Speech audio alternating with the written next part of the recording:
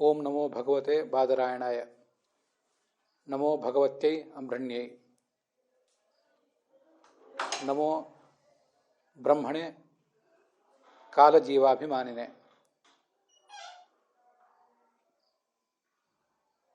ಸವೈ ನಿವೃತ್ತಿನಿರತಃ ಸರ್ವತ್ರೋಪೇಕ್ಷಕೋ ಮುನಿಃ ಕಸ್ಯ ವಾ ಶ್ರುತಿಮೇತಾಂ ಆತ್ಮಾರಾಮಃ ಸಮಭ್ಯಸತ್. ಶ್ರೀ ಗುರುಭ್ಯೋ ನಮಃ. ಭಾಗವತದ 1ನೇ ಸ್ಕಂಧದ 7ನೇ ಅಧ್ಯಾಯದ 7 ಶ್ಲೋಕಗಳನ್ನು ನಾವು ಈ ಹಿಂದೆ ಶ್ರವಣ ಮಾಡಿ ಮುಗಿಸಿದ್ದೀವಿ. 8ನೇ ಶ್ಲೋಕದ ಶ್ರವಣದೊಂದಿಗೆ ಇವತ್ತಿನ ಈ ಭಾಗ ಪ್ರಾರಂಭ ಕಾಣಬೇಕಾಗಿದೆ.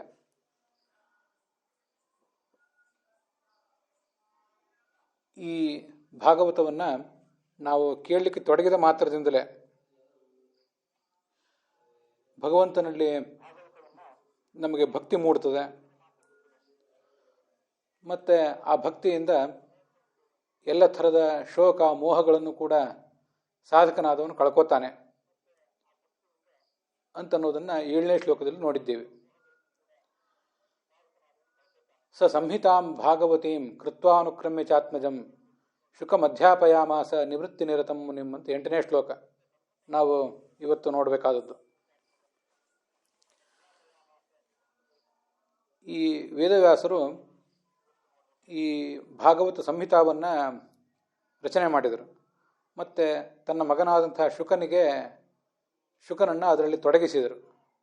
ಮುಂದೆ ಅದನ್ನು ಅವನಿಗೆ ಬೋಧನೆ ಮಾಡಿದರು. ಅವನೆಂಥವನು? ನಿವೃತ್ತಿ ನಿರತನಾದಂಥವನು, ನಿವೃತ್ತಿ ಮಾರ್ಗದಲ್ಲಿ ನಿಷ್ಣಾತನಾದವನು. ಅಂಥ ಶುಕಾಚಾರ್ಯನಿಗೆ ಅದನ್ನು ಅವರು ಬೋಧನೆ ಮಾಡಿದರು. ಈ ಶ್ಲೋಕಕ್ಕೆ ಯಾರ್ಯಾರು ಏನೇನು ವ್ಯಾಖ್ಯಾನ ಮಾಡಿದ್ದಾರೆ ಅಂತನ್ನೋದನ್ನು ನಾವು ನೋಡೋಣ. ಅಲ್ಲೇನು ಬಹಳ ವ್ಯತ್ಯಾಸ ಏನಿಲ್ಲ. ಇರುವುದು ಅನುಕ್ರಮ್ಯ ಅನ್ನುವ ಒಂದು ಶಬ್ದದ ವಿವರಣೆಯಲ್ಲಿ ಮಾತ್ರ. ಅನುಕ್ರಮ್ಯ ಅನ್ನುವ ಮಾತಿಗೆ ಏನು ಅರ್ಥ ಮಾಡಿದ್ದಾರೆ ಬೇರೆಯವರು? ಎಲ್ಲರೂ ಕೂಡ ಸಂಶೋಧ್ಯ ಅಂತ ಹೀಗೆ ಅರ್ಥ ಮಾಡಿದ್ದಾರೆ. ಯಾದವಾರ್ಯರು ಮಾತ್ರ ಒಂದು ಪ್ರತ್ಯೇಕ ಅರ್ಥವನ್ನು ತೋರಿಸಿಕೊಟ್ಟಿದ್ದಾರೆ. ಅನುಕ್ರಮ್ಯ ಸಂಶೋಧ್ಯ ನತು ಅವಧ್ಯ ಬುದ್ಧ್ಯ. ಬೇರೆ ಯಾರೋ ಏನೋ ಗ್ರಂಥವನ್ನು ರಚನೆ ಮಾಡಿದರೆ ಅದರಲ್ಲಿ ಏನಾದರೂ ದೋಷ ಇದೆಯೇನೋ ಅಂತ ನಾವು ಸಂಶೋಧಕರಾದವರು ಅದನ್ನು ಗಮನಿಸಬೇಕಾಗ್ತದೆ. ಆದರೆ ಇದರಲ್ಲೇನೋ ದೋಷ ಇದೆ ಅನ್ನೋ ದೃಷ್ಟಿಯಿಂದ ಸಂಶೋಧನೆ ಮಾಡಿದ್ದಲ್ಲ. ವೇದವ್ಯಾಸರು ತಾವು ಅದನ್ನು ಮನಸ್ಸಿನಿಂದ ಮೊದಲು ಆಲೋಚನೆ ಮಾಡಿ ಅದನ್ನು ಶುಕನಿಗೆ ಒಂದು ಬಾರಿ ಸಂಶೋಧನೆ ಮಾಡಲಿಕ್ಕೆ ಹೇಳಿದರು. ಅಂದರೆ ಯಾವ್ಯಾವ ಭಾಗ ಎಲ್ಲೆಲ್ಲಿ ಇರಬೇಕು, ಹೇಗಿರಬೇಕು ಅನ್ನೋದನ್ನು ಆತನಿಗೆ ಬೋಧನೆ ಮಾಡಲಿಕ್ಕೆ ಹೇಳಿದರು. ಹೀಗೆ ಅವನ ಗಮನಕ್ಕೆ ಒಂದು ಬಾರಿ ತಂದು ಅನೇಕ ಹಿರಿಯ ವಿದ್ವಾಂಸರು ವಿಜ್ಞಾನಿಗಳು ಹಾಗೆ ಮಾಡ್ತಿರ್ತಾರೆ. ತಾವು ಒಂದು ಬಾರಿ ಅದನ್ನು ತಮ್ಮ ಮನಸ್ಸಿನಲ್ಲಿ ಆಲೋಡನ ಮಾಡಿ ಮುಂದೆ ತಮ್ಮ ಸುತ್ತಮುತ್ತಲಿದ್ದವರಿಗೆ ಕೆಲವರಿಗೆ ಅದನ್ನು ಗಮನಿಸಲಿಕ್ಕೆ ಹೇಳಿ ಮುಂದೆ ಅದನ್ನು ಸಮಾಜಕ್ಕೆ ಅವರು ಬಿಡುಗಡೆ ಮಾಡ್ತಿರ್ತಾರೆ. ಹೀಗೆ ಅನುಕ್ರಮ್ಯ ಅಂದರೆ ಸಂಶೋಧ್ಯ ನತು ಅವಧ್ಯ ಬುದ್ಧ್ಯ. ಏನೋ ದೋಷಗಳಲ್ಲಿದೆ ಅಂತ ಅಭಿಪ್ರಾಯ ಅಲ್ಲ ಅಂತ ಹೀಗೆ ವಿಜಯಧ್ವಜರು ಅದಕ್ಕೆ ಅರ್ಥ ಬರೆದಿದ್ದಾರೆ. ಉಳಿದ ವ್ಯಾಖ್ಯಾನಕಾರರು ಕೂಡ ಅದಕ್ಕೆ ಹಾಗೇ ಅರ್ಥ ಬರೆದಿದ್ದಾರೆ. ಯಾದವಾರ್ಯರೊಬ್ಬರು ಮಾತ್ರ ಅದಕ್ಕೆ ಬೇರೆ ಅರ್ಥ ಬರೀತಾರೆ. ಅನುಕ್ರಮ್ಯ ಮುಹೂರ್ತಾದ್ಯನುಸಾರೇಣ ಆರಭ್ಯ. ತನ್ನ ಮಗನಾದ ಶುಕಾಚಾರ್ಯನನ್ನು ಅದರಲ್ಲಿ ಅವರು ತೊಡಗಿಸಿದರು ಅನ್ನುವ ಅರ್ಥ ಬರೀತಾರೆ. ಹೀಗೆ ಒಂದು ತಾರಾಬಲ ಮತ್ತು ಸರಿಯಾದ ಮುಹೂರ್ತ, ಸರಿಯಾದ ತಿಥಿ, ಕಾಲ ಇತ್ಯಾದಿಗಳನ್ನು ಗಮನಿಸಿ ಆ ಶುಕಾಚಾರ್ಯನನ್ನು ಅದರಲ್ಲಿ ಅವರು ತೊಡಗಿಸಿದರು. ಅವನೆಂಥವನು? ನಿವೃತ್ತಿ ನಿರತನಾದವನು, ನಿವೃತ್ತಿ ಮಾರ್ಗದಲ್ಲಿ ತೊಡಗಿದವನು. ಮನಸ್ಸೋ ವಿಷಯೇಭ್ಯೋ ನಿವೃತ್ತೌ ನಿತರಾಂ ರಥಂ. ಮನಸ್ಸನ್ನು ವಿಷಯ ಪದಾರ್ಥಗಳಿಂದ ದೂರ ಇಟ್ಟವನು. ನಿತರಾಂ ವೃತ್ತಿ ವ್ಯಾಪ್ತತೆಯ ಸ್ಥಿತಿ ಯಸ್ಯ ಭಗವತಃ ತತ್ರ ನಿರತಮಿತಿವ. ಅಥವಾ ನಿವೃತ್ತಿ ನಿರತ ಅಂದರೆ ಭಗವಂತನಲ್ಲಿ ಯಾವತ್ತೂ ಆಸಕ್ತವಾದ ಬುದ್ಧಿ ಉಳ್ಳವನು ಅಂತ ಮತ್ತೊಂದು ಅರ್ಥನೂ ಕೂಡ ನಾವು ತಿಳ್ಕೋಬಹುದು. ನಿವೃತ್ತಿ ಅಂದರೆ ಒಟ್ಟಾರೆ ಲೌಕಿಕ ವಿಷಯಗಳಿಂದ ದೂರ ಇದ್ದದ್ದು, ಬಟ್ ಭಗವಂತನಲ್ಲಿ ತೊಡಗಿದಂಥ ಬುದ್ಧಿ. ಹೀಗೆ ಅದಕ್ಕೆ ಅರ್ಥ ಆಗ್ತದೆ. ಇದಿಷ್ಟು ವಿಜಯಧ್ವಜರು ಮತ್ತು ಯಾದವಾರ್ಯರು ಮಾಡಿರುವಂಥ ಅರ್ಥಗಳನ್ನು ನಾವು ನೋಡಿದ್ವಿ.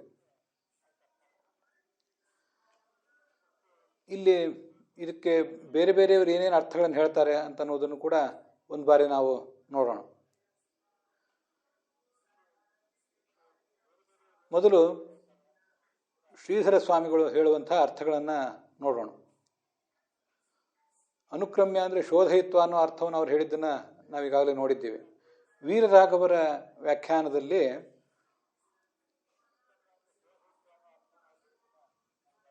ವ್ಯಾಸ ಅನುಕ್ರಮ್ಯ ವಿವಕ್ಷಿತಾರ್ಥಾನ್ ಕ್ರಮವಿಶೇಷೇಣ ವಿನ್ಯಸ್ಯ, ಯಾವ್ಯಾವ ಅರ್ಥಗಳನ್ನು ಅಲ್ಲಿ ಬೋಧನೆ ಮಾಡಬೇಕಾಗಿತ್ತೋ ಅವುಗಳೆಲ್ಲವನ್ನು ಕೂಡ ಒಂದು ನಿರ್ದಿಷ್ಟವಾದ ಕ್ರಮದಲ್ಲಿ ಇಟ್ಟು ತದನುಕ್ರಮೇಣ ಇವ ಇಮಾಂ ಸಂಹಿತಾಂ ಕೃತ್ವ, ಅದಕ್ಕನುಸಾರವಾಗಿ ಈ ಭಾಗವತ ಸಂಹಿತೆಯನ್ನು ರಚನೆ ಮಾಡಿದರು. ತನ್ನ ಮಗನಾದ ಶುಕನಿಗೆ ಅದನ್ನು ಅಧ್ಯಾಪನ ಮಾಡಿಸಿದರು. ಶುಕ ಎಂಥವನು ಅಂದರೆ ನಿವೃತ್ತಿ ನಿರತ, ಸಾಂಸಾರಿಕ ಧರ್ಮ ವೈಮುಖ್ಯ ದ್ವಾರ, ಸಂಸಾರದ ಯಾವ ಚಟುವಟಿಕೆಯೂ ಕೂಡ ಅವನಿಗೆ ಬೇಕಾಗಿಲ್ಲ. ಆ ಮೂಲಕ ಕೇವಲ ಚಿತ್ತೈಕಾಗ್ರ್ಯಾವಹ ಶಮದಮಾದಿ ನಿವೃತ್ತಿ ತತ್ರ ನಿರತಂ, ಭಗವಂತನಲ್ಲಿ ಮಾತ್ರ ಆಸಕ್ತಿ ಇರುವಂಥ ಒಂದು ಸ್ವಭಾವ ಅವರದು. ಅಂಥ ನಿವೃತ್ತಿ ನಿರತನಾದ ಶುಕಾಚಾರ್ಯನಿಗೆ ಅವನಿಗೆ ಅದನ್ನು ಬೋಧನೆ ಮಾಡಿದರು. ಮುನಿ ಅಂತಿದೆ. ಏನು ಮುನಿ ಅಂತಂದರೆ ಪರಬ್ರಹ್ಮ ಯಾಥಾತ್ಮ್ಯ ಮನನಶೀಲಂ ಅಂತ ಅರ್ಥ ಹೇಳ್ತಾರೆ. ಪರಬ್ರಹ್ಮನ ಅವನ ಮಹಿಮೆ ಅದರಲ್ಲಿ ಯಾವತ್ತೂ ಕೂಡ ತೊಡಗಿದವನು ಅಂತ ಆ ಮುನಿ ಅನ್ನುವ ಶಬ್ದಕ್ಕೆ ಅರ್ಥ. ಭಗವದ್ಗೀತಾದಲ್ಲೂ ಕೂಡ ಮುನಿ ಅನ್ನುವ ಶಬ್ದಕ್ಕೆ ಅರ್ಥ ಹೇಳಿದ್ದಾರೆ. ಅದನ್ನು ಒಂದು ಬಾರಿ ನಾವು ನೋಡಬೇಕು. ಸ್ಥಿತಧೀಹಿ ಮುನಿರುಚ್ಯತೆ, ಅಲ್ಲಿ ಬಂದಿರುವಂಥದ್ದು ಸ್ಥಿತವಾದಂಥ ಪ್ರಜ್ಞೆ, ಸ್ಥಿರವಾದಂಥ ಪ್ರಜ್ಞೆ ಯಾರಿಗಿರ್ತದೆ ಅವನನ್ನು ಮುನಿ ಅಂತ ಹೇಳಬೇಕು ಅಂತ.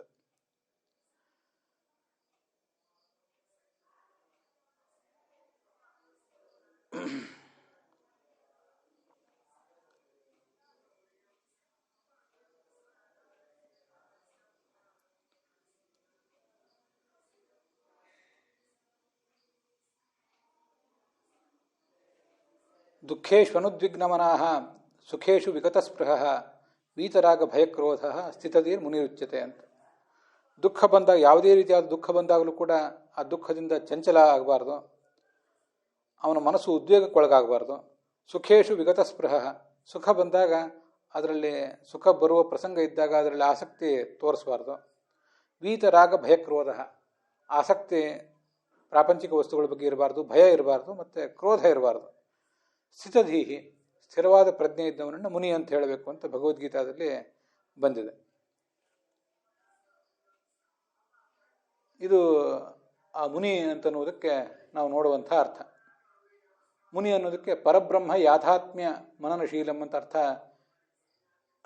ವೀರರಾಘವರು ಬರೆದದ್ದನ್ನು ಕೂಡ ನಾವು ನೋಡಿದ್ದೀವಿ.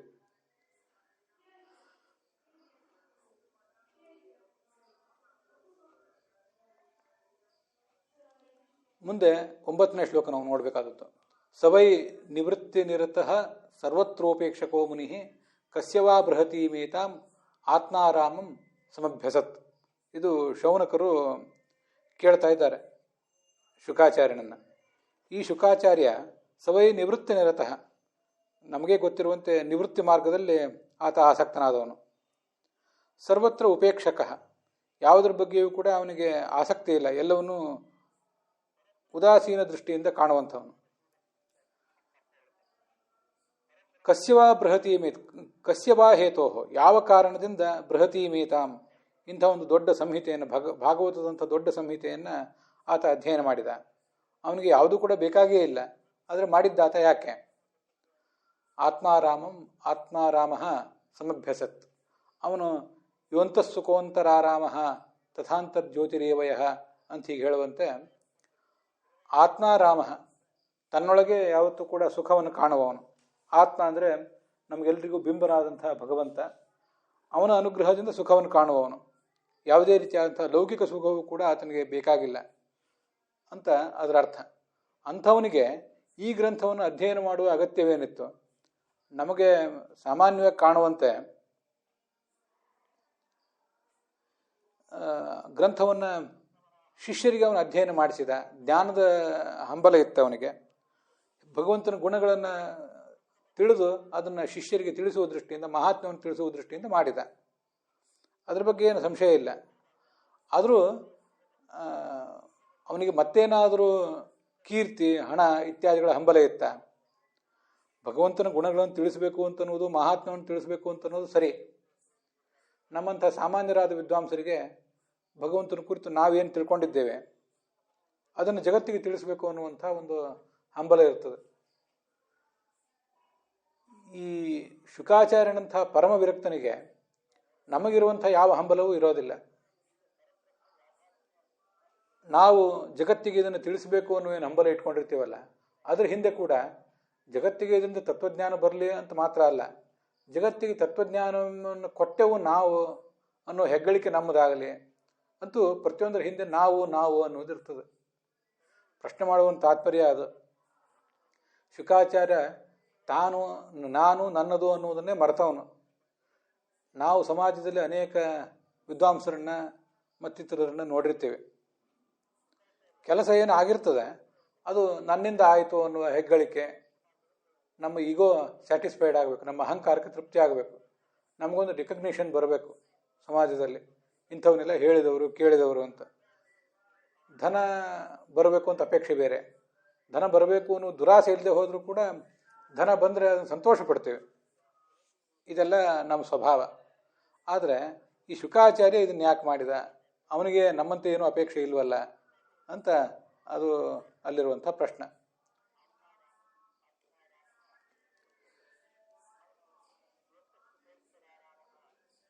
ಹೀಗೆ ಆ ಶುಕನ ಸ್ವಭಾವ ಏನು, ಆ ಸ್ವಭಾವವನ್ನು ಗಮನಿಸಿದರೆ ಯಾಕೆ ಅವನು ಇದನ್ನು ಅಧ್ಯಯನ ಮಾಡಿದ ಅಂತ ಒಂದು ಕೇಳ್ತಾ ಇದ್ದಾರೆ ಶೌನಕರು.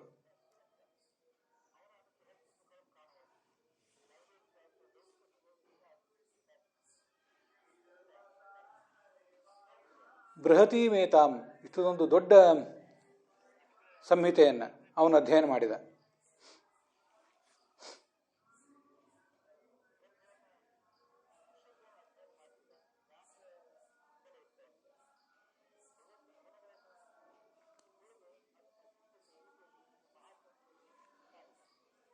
ಇದು ಶ್ರೀಧರರು ನಮಗೆ ತೋರಿಸುವಂಥ ವ್ಯಾಖ್ಯಾನ. ವೀರರಾಘವರ ವ್ಯಾಖ್ಯಾನದಲ್ಲಿ ನಿವೃತ್ತಿ ನಿರತಃ ಸರ್ವತ್ರ ಶ್ರೋತವ್ಯೇಷು ಅಧ್ಯೇತವ್ಯೇಷು ಚ ಉಪೇಕ್ಷಕ ಆದರರಹಿತ. ಇನ್ಯಾವುದೂ ಅಧ್ಯಯನ ಮಾಡಬೇಕಾದ ಅಗತ್ಯ ಇಲ್ಲ ಅವನಿಗೆ. ನಮಗೆ ಅಧ್ಯಯನ ಮಾಡಬೇಕಾದ ಅಗತ್ಯಗಳು ಇವೆ, ಅನೇಕವನ್ನು ನಾವು ತಿಳಿಯಬೇಕಾಗಿದೆ, ಮತ್ತು ಅದನ್ನು ಶ್ರವಣ ಮಾಡಬೇಕಾಗಿದೆ. ಅವನಿಗೆ ಮಾತ್ರ ಇದು ಯಾವುದೂ ಇಲ್ಲ. ಉಪೇಕ್ಷಕ ಅಂದರೆ ಅದ್ರ ಬಗ್ಗೆ ಆದರವೇ ಇಲ್ಲ ಅವನಿಗೆ. ಆತ್ಮಾರಾಮ, ಪರಮಾತ್ಮನಲ್ಲಿ ಮಾತ್ರ ಆಸಕ್ತನಾದವನು. ಯಾವ ಕಾರಣಕ್ಕಾಗಿ ಇದನ್ನು ಅಧ್ಯಯನ ಮಾಡಿದ ಅಂತ ಅವರು ಕೂಡ ವೀರರಾಘವರು ಅದಕ್ಕೆ ವ್ಯಾಖ್ಯಾನ ಮಾಡಿದ್ದಾರೆ. ರಾಧಾಕೃಷ್ಣರು ಏನು ಮಾಡಿದ್ದಾರೆ ಅಂತ ಅನ್ನೋದು ನೋಡೋಣ. ಸವೈ ಮುನಿ ಶುಕ ಕಸ್ಯವಾ ಹೇತೋ ವಿಪುಲಾಮೇತಾಂ ಸಂಹಿತಾಂ ಅಭ್ಯಸತ್. ನಿತ್ಯಮುಕ್ತಸ್ಯ ಶುಕಯೋಗಿನಃ, ಶುಕಯೋಗಿ ನಿತ್ಯಮುಕ್ತನಾದವನು, ಅವನಿಗೆ ಯಾವುದೇ ಪ್ರಯೋಜನವೂ ಇಲ್ಲ. ಭಾಗವತಾಧ್ಯಯನೇ ಕಾರಣಂ ಕಿಂ. ನಾವು ಸಮಾಜಕ್ಕೆ ಏನಾದರೂ ಕೊಡಬೇಕು ಅನ್ನುವಂಥ ಆಲೋಚನೆಯಲ್ಲಿರ್ತೇವೆ ನಾವು. ಯಾಕೆಂದರೆ ನಿತ್ಯ ಮುಕ್ತರಲ್ಲ, ಸಮಾಜದಿಂದ ಆಗಬೇಕಾದ ಕೆಲಸ ನಮಗಿದೆ, ನಮ್ಮಿಂದ ಸಮಾಜಕ್ಕೆ ಆಗಬೇಕಾದ ಕೆಲಸವೂ ಇದೆ. ಇವನು ನಿತ್ಯ ಮುಕ್ತನಾದ್ದರಿಂದ ಅವನಿಗೆ ಆಗಬೇಕಾದದ್ದೇ ಯಾವುದೂ ಕೂಡ ಇಲ್ಲ.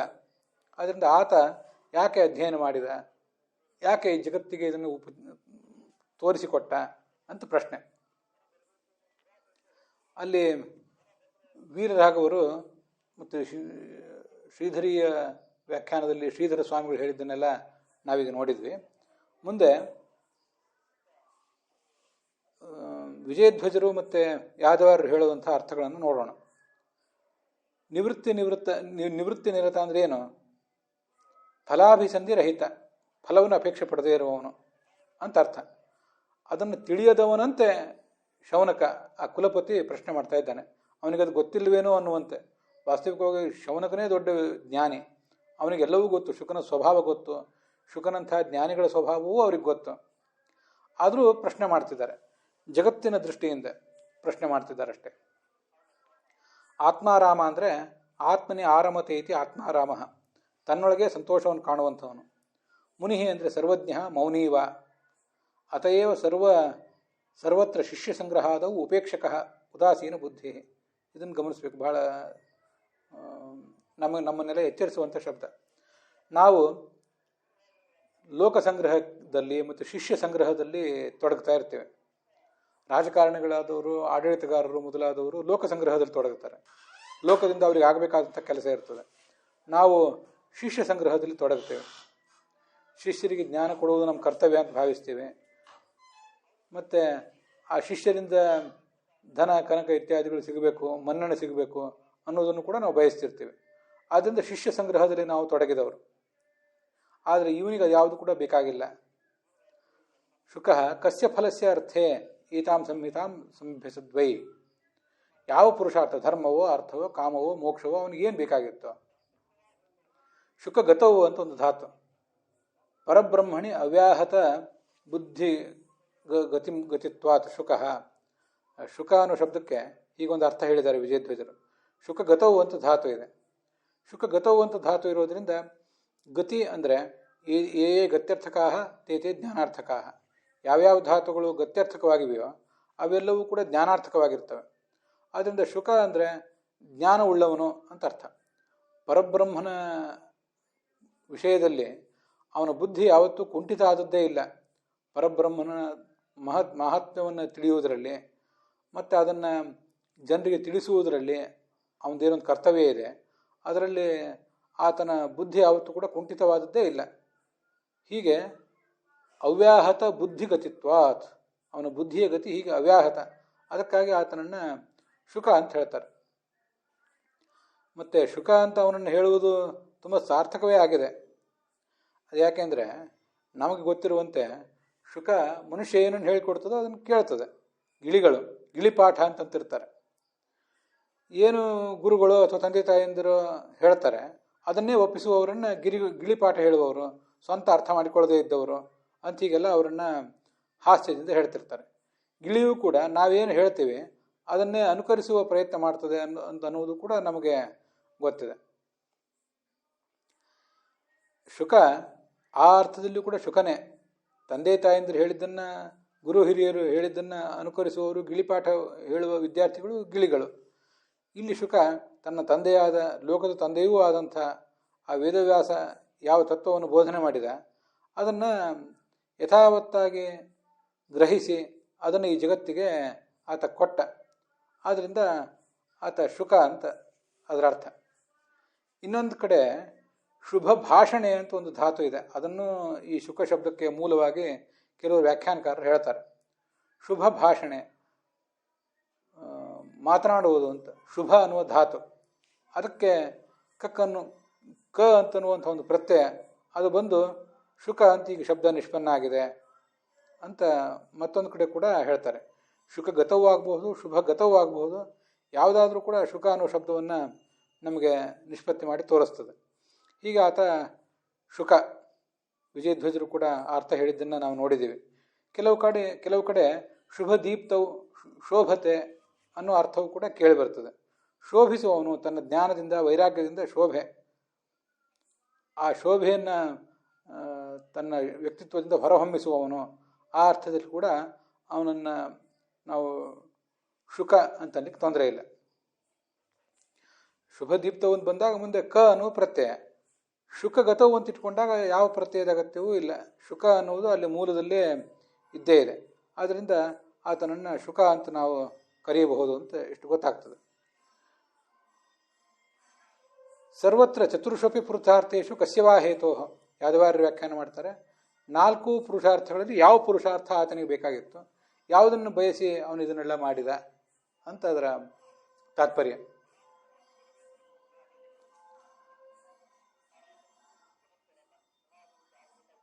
ಭಾಗವತಾಧ್ಯಯನೇ ಕಿಂ ಪ್ರಯೋಜನಂ. ಉಳಿದ ವ್ಯಾಖ್ಯಾನಕಾರರು ಇದಕ್ಕೆ ಏನು ವ್ಯಾಖ್ಯಾನ ಮಾಡ್ತಾರೆ ಅಂತ ಅನ್ನೋದನ್ನು ಈಗ ನೋಡೋಣ. ವೀರರಾಘವರು ಇದಕ್ಕೆ ವ್ಯಾಖ್ಯಾನ ಮಾಡ್ತಾರೆ.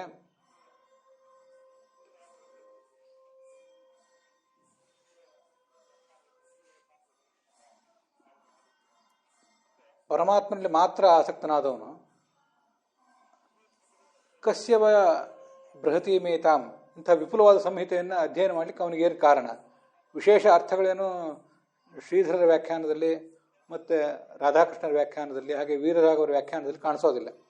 ಅಂತೂ ಇಲ್ಲಿವರೆಗೆ ಈಗ ನಾವು ಆ ಶ್ಲೋಕಗಳನ್ನೆಲ್ಲ ನೋಡಿ ಮುಗಿಸಿದ್ದೀವಿ. ಮುಂದೆ 10ನೇ ಶ್ಲೋಕವನ್ನು ನಾವು ಗಮನಿಸಬೇಕು.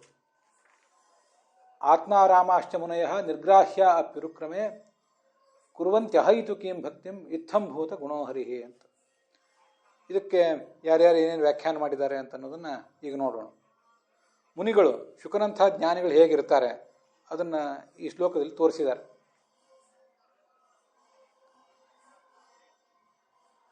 ಆತ್ಮಾರಾಮಾಶ್ಚ ಮುನಯ, ಮುನಿಗಳು ತಮ್ಮಲ್ಲೇ ತಾವು ಮುಳುಗಿರ್ತಾರೆ, ಭಗವಂತನಲ್ಲೇ ಅವರು ತಮ್ಮ ಮನಸ್ಸನ್ನು ನೆಟ್ಟಿರ್ತಾರೆ, ಅಲ್ಲಿಂದನೇ ಸುಖ ಕಾಣ್ತಾರೆ. ನಿರ್ಗ್ರಾಹ್ಯ ಅಂತ ನಾವು ಯಾದವಾರ್ಯರ ಪಾಠದಲ್ಲಿ ಮತ್ತು ವಿಜಯಧ್ವಜರ ಪಾಠದಲ್ಲಿ ನೋಡ್ತಾ ಇರೋದು. ಕೆಲವು ಕಡೆ ನಿರ್ಗ್ರಂಥ ಅಂತಿದೆ. ಆ ನಿರ್ಗ್ರಂಥ ಅನ್ನುವ ಪಾಠವನ್ನು ಇಟ್ಕೊಂಡು ಶ್ರೀಧರರು ಹೀಗೆ ವ್ಯಾಖ್ಯಾನ ಮಾಡಿದ್ದಾರೆ. ನಿರ್ಗ್ರಂಥಾ ಗ್ರಂಥೇಭ್ಯೋ ನಿರ್ಗತಾ, ಗ್ರಂಥದ ಅಧ್ಯಯನದಿಂದ ದೂರ ಇದ್ದವರು ಅಂತ ಅದಕ್ಕೆ ಅರ್ಥ ಆಗ್ತದೆ. ಯಾಕೆ ಗ್ರಂಥದ ಅಧ್ಯಯನದಿಂದ ದೂರ ಇರುವುದು ಅಂದ್ರೆ ಏನು? ಅದನ್ನು ಅವರು ಹೇಳ್ತಾರೆ. ಯಥಾತೆ ಮೋಹಕಲಿನಂ ಬುದ್ಧಿರಿ ವ್ಯತಿತರಿಷ್ಯತಿ ತದಾ ಗಂತಾಸಿ ನಿರ್ವೇದಂ ಶ್ರೋತವ್ಯಸ್ಯ ಶ್ರುತಸ್ಯ ಚ ಅಂತ ಭಗವದ್ಗೀತಾದಲ್ಲಿ ಬರುವಂತೆ. ಈ ನಿನ್ನ ಬುದ್ಧಿ, ನಿನ್ನ ಮನಸ್ಸು ಮೋಹಕಲಿಲಂ, ಈ ಅಜ್ಞಾನವನ್ನು ಯಾವಾಗ ಕಳೆದುಕೋತದೋ, ಮೋಹವನ್ನು ಯಾವಾಗ ಕಳ್ಕೋತದೋ, ತದಾ ಗಂತಾಸಿ ನಿರ್ವೇದಂ ಶ್ರೋತವ್ಯಸ್ಯ ಶ್ರುತಸ್ಯ ಚ.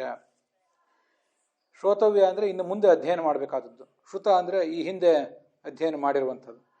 ಇದೆಲ್ಲದರ ಬಗ್ಗೆ ನೀನೊಂದು ವೈರಾಗ್ಯವನ್ನು ಪಡೀತಿ, ಇನ್ನೇನು ಓದಬೇಕಾದದ್ದೇ ಉಳಿಯುವುದಿಲ್ಲ. ಅದರಿಂದ ಎಲ್ಲ ಗ್ರಂಥಗಳ ಅಧ್ಯಯನ ಪ್ರವಚನಗಳಿಂದ ನೀನು ದೂರ ಉಳಿತಿ ಅಂತ ಅದಕ್ಕೆ ಬೇರೆ ಬೇರೆ ವ್ಯಾಖ್ಯಾನಕಾರರ ಅರ್ಥ ಇದೆ. ಗೀತೆಯಲ್ಲಿ ಇದು 2ನೇ ಅಧ್ಯಾಯದಲ್ಲಿ 52ನೇ ಶ್ಲೋಕ. ಆದ್ದರಿಂದ ಗ್ರಂಥಗಳ ಶ್ರವಣ ಪ್ರವಚನ ಇತ್ಯಾದಿಗಳಿಂದ ದೂರ ಇರುವವನು ಅನ್ನೋ ಅರ್ಥವನ್ನು ಶ್ರೀಧರ ಸ್ವಾಮಿಗಳು ಹೇಳಿದ್ದಾರೆ. ಆದರೆ ವಾಸ್ತವಿಕವಾಗಿ ನಿರ್ಗ್ರಂಥಾ ಅನ್ನೋದನ್ನು ನಾವು ಇಟ್ಕೊಂಡ್ರೂ ಕೂಡ ಆ ಅರ್ಥ ಅಷ್ಟು ಸರಿಯಾದದ್ದಲ್ಲ. ಆಚಾರ್ಯರು ಅದಕ್ಕೊಂದು ಬೇರೆಯೇ ಅರ್ಥ ಹೇಳಿದ್ದಾರೆ. ಆತ್ಮಾರಾಮಾಹಿ ಮುನಯ ನಿರ್ಗ್ರಾಹ್ಯ ಅಪ್ಯುರುಕ್ರಮೆ ಕುರುವಂತಿ ಅಹೈತುಕೀಂ ಭಕ್ತಿಂ ಇತ್ತಂಭೂತ ಗುಣೋಹರಿಹಿ ಇತಿ ವಚನಾತ್. ಆಚಾರ್ಯರು ಈಗ ನಾವು ನೋಡ್ತಿರುವಂಥ ಭಾಗವತ ಶ್ಲೋಕವನ್ನೇ ಇಲ್ಲಿ ಕೋಟ್ ಮಾಡಿದ್ದಾರೆ ತಮ್ಮ ಗೀತಾ ಪ್ರಸ್ಥಾನದಲ್ಲಿ. ಈ ಗೀತೆಯನ್ನು ವ್ಯಾಖ್ಯಾನ ಮಾಡುವ ಸಂದರ್ಭದಲ್ಲಿ ಭಾಗವತದ ಈ ಶ್ಲೋಕವನ್ನೇ ವ್ಯಾಖ್ಯಾನ ಮಾಡಿದ್ದಾರೆ. ಅಲ್ಲಿ ನಿರ್ವೇದ ಅಂದರೆ ನಿತರಾಮ್ ಲಾಭ ಅಂತ ಅರ್ಥ. ನಿನ್ನ ಅಧ್ಯಯನ, ನೀನು ಮಾಡಿರುವ ಶ್ರವಣ ಇದೆಲ್ಲವೂ ಪರಿಪೂರ್ಣ ಆಗುವುದು ಯಾವಾಗ, ಅದರ ಪೂರ್ಣ ಪ್ರಯೋಜನ ನಿಮಗೆ ಸಿಗುವುದು ಯಾವಾಗ, ಅದನ್ನು ಈ ಶ್ಲೋಕದಲ್ಲಿ ಹೇಳ್ತಿದ್ದಾರೆ ಅಂತ ಆಚಾರ್ಯರ ತಾತ್ಪರ್ಯ. ನಮ್ಮ ಅಂತಃಕರಣದಲ್ಲಿ ಇರುವಂಥ ಎಲ್ಲ ದೋಷಗಳು ಪರಿಹಾರ ಕಾಣಬೇಕು. ಆಗ ನಮ್ಮ ವ್ಯಕ್ತಿತ್ವ ಒಂದು ಪಕ್ವವಾದಾಗ, ಈ ಹಿಂದೆ ಏನು ಶಾಸ್ತ್ರ ಶ್ರವಣ ಮಾಡಿದ್ದೀವಿ, ಮುಂದೆ ಮಾಡಲಿದ್ದೀವಿ, ಮತ್ತು ಏನು ನಿಷ್ಕಾಮ ಕರ್ಮ ಮಾಡೋರಿದ್ದೀವಿ, ಅದರ ಪೂರ್ಣ ಫಲ ಸಿಕ್ಕಂತೆ. ನಮ್ಮ ಅಂತರಂಗದಲ್ಲಿ ಇನ್ನೂ ಕೂಡ ದೋಷಗಳು ಉಳಿದಿದ್ದರೆ ಆವಾಗ ನಾವು ಮಾಡುವ ಅಧ್ಯಯನ ಸಫಲ ಆಗಿಲ್ಲ ಅಂತ ಅದರ ತಾತ್ಪರ್ಯ. ಹೀಗೆ ನಿರ್ವೇದ ಅಂದರೆ ವೈರಾಗ್ಯ ಅಂತ ಅರ್ಥ ಅಲ್ಲ. ಶ್ರವಣ ಮನನ ಪ್ರವಚನ ಇತ್ಯಾದಿಗಳ ಬಗ್ಗೆ ಉಪೇಕ್ಷೆ ತಿರಸ್ಕಾರ ಸಾಕಿನ್ನು ಅನ್ನುವ ವೈರಾಗ್ಯ ಅಂತ ಅರ್ಥ ಅಲ್ಲ. ನಿರ್ವೇದ ಅಂದರೆ ನಿತರಾಮ್ ಲಾಭ ಅಂತ ಅದರ ತಾತ್ಪರ್ಯ. ಹೀಗೆ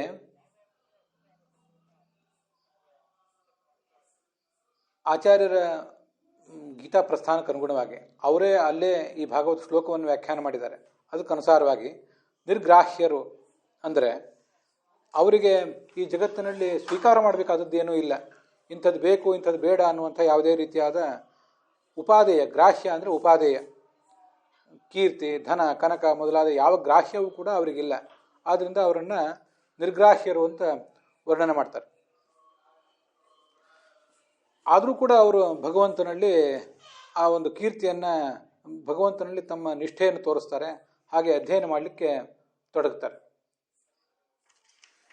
ಯಾನಿರ್ವೃತಿ ಸ್ತನುಭೃತಾಂ ತವ ಪಾದ ಪದ್ಮ ಧ್ಯಾನಾದ್ ಭವತ್ ಜನ ಕಥಾ ಶ್ರವಣೇನ ವಾ ಸ್ಯಾತ್ ಸಾ ಬ್ರಹ್ಮಣಿ ಸ್ವಮಹಿಮನ್ಯಪಿ ನಾಥ ಮಾಭೂತ್ ಕಿಂ ವಂತಕಾಸಿ ಲುಲಿತಾತ್ ಪತತಾಂ ವಿಮಾನಾತ್. ಭಾಗವತದ್ದೇ ಮತ್ತೊಂದು ಶ್ಲೋಕವನ್ನು ಕೂಡ ಆಚಾರ್ಯರು ಉದ್ಧರಿಸ್ತಾರೆ. ಈ ದೇಹಾಭಿಮಾನ ಇಟ್ಟಂಥ ಜ್ಞಾನಿಗಳೇನಿದ್ದಾರೆ ಅವರು ನಿನ್ನ ಪಾದಕಮಲವನ್ನು ಧ್ಯಾನ ಮಾಡ್ತಾರೆ. ಅವರಿಗೆ ಆ ಪಾದಕಮಲದಿಂದ ಮಹಾ ತೃಪ್ತಿ, ಆನಂದ ದೊರೆಯುತ್ತದೆ. ನಿನ್ನ ಭಕ್ತರ ಕಥಾಶ್ರವಣದಿಂದ ಒಂದು ಮಹಾ ತೃಪ್ತಿ ದೊರೆಯುತ್ತದೆ. ಅದು ಜೀವನ್ಮುಕ್ತನಾದಂಥವನಿಗೂ ಕೂಡ, ಸಾಮಾನ್ಯನಿಗೂ ಕೂಡ ತಿಳಿಯುವಂಥದ್ದಲ್ಲ. ದೇಹಾಭಿಮಾನ ರಹಿತರಾಗಿದ್ದರೆ ಅಂಥವ್ರಿಗೆ ಸಿಗ್ತದೆ.